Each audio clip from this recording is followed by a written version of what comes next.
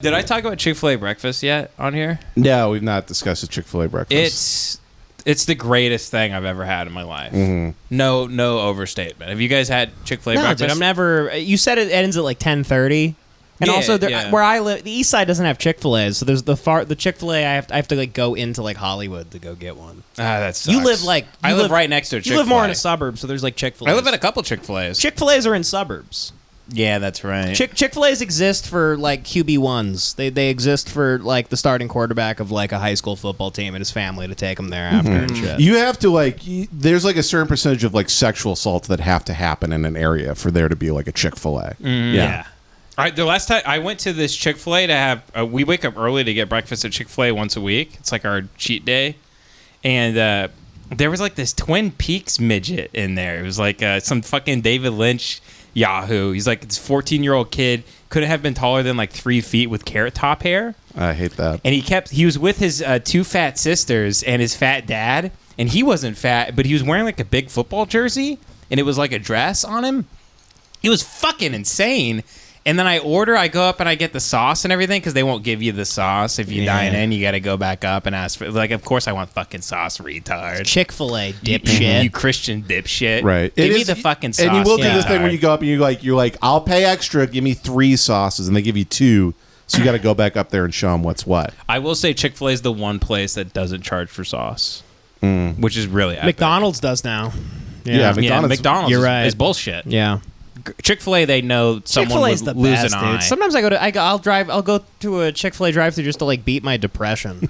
It really, it's the fast Yeah, food of they'll have like Dapper Dan's come out and like sing to you. Unbelievable! Yeah. It's amazing how nice they are. The Chick-fil-A's employees are so nice that I lose respect for them the minute they start talking because they like run up to your car. They're like, "Can I get?" And I'm like, "What the fuck, dude?"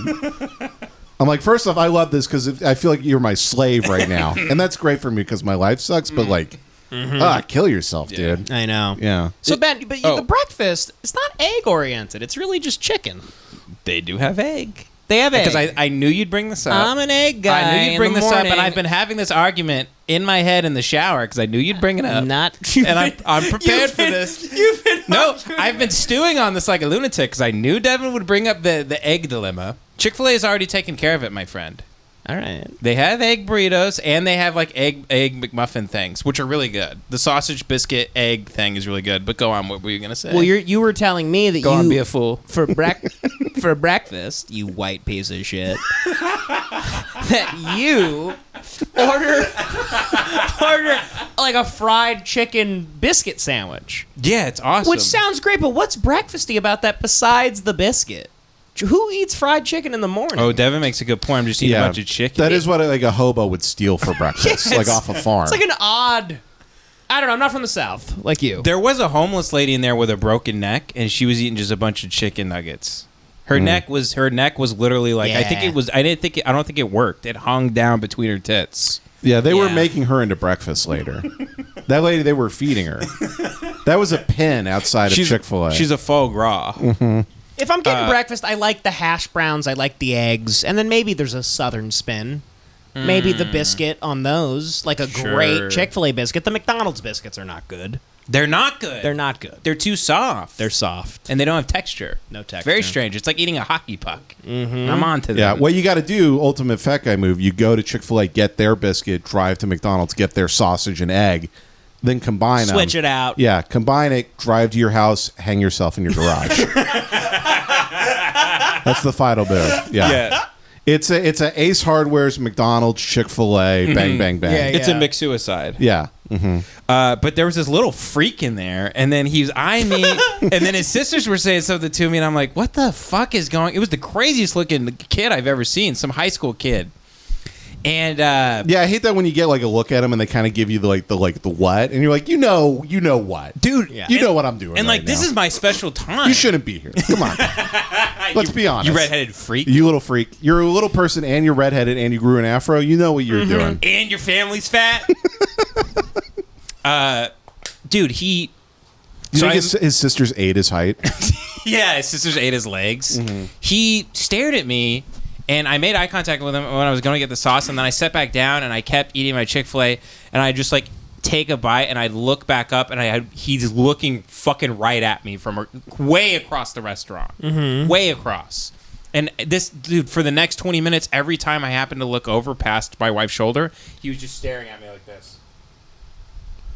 He's, I think people like that, they try and play into their weirdness. I think he was fucking with me, and I don't know why. I don't know why he was fucking with me, because we made eye contact, and I don't know if he knew who I was. I don't know what I did get recognized at that same Chick-fil-A, like a few months earlier. So maybe it's just there's something about that Chick-fil-A. Maybe the midget recognized you. Maybe, I don't know. But he finally went to the bathroom, and I was very cautious of this whole event. And this whole event. I had like out of the corner of my eye, I'm like, I'm like the way like Marines and shit are trained, where they can like see behind them, they claim and stuff. Right. Like I was doing that, and he comes out of the bathroom, he faces me and Katie, and then he just does this with his finger. Oh my god! Like The Shining? Yes, like he this. Did the red rum finger? Like he was shooting Windex on like he just went up to my face like this. How far away was he? Maybe a few feet, and I go, oh, okay. Because I didn't know what to say, and I just started laughing and like guffawing. And then what'd he do? He just kept doing it, and I stared at Katie, and Katie stared at me, and I was like, all right.